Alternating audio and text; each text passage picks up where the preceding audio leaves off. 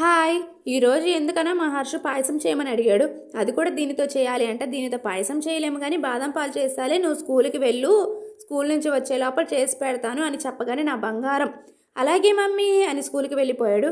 వాడికి ఇచ్చిన మాట కోసం జవదాటన శివగామిలాగా యుద్ధానికైతే సిద్ధమైపోయా. బాదం పప్పులు లేవు, జీడిపప్పులు లేవు, ఓన్లీ యాపిల్సే ఉన్నాయి.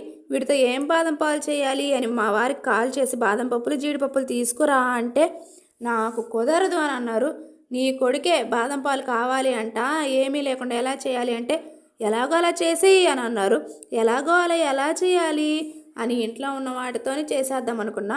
పాలు, కస్టర్డ్ పౌడర్, షుగర్ ఇంతే. పాలు పొయ్యి మీద పెట్టుకొని బాగా బాయిల్ అయినాక తర్వాత వేరే బౌల్లో కస్టర్డ్ పౌడర్ 2 స్పూన్లు, 4 స్పూన్లు పాలు వేసుకొని గడ్డలు లేకుండా కలుపుకోవాలి. కలిపినవి పాలల్లో పోసి మిక్స్ చేసుకోవాలి.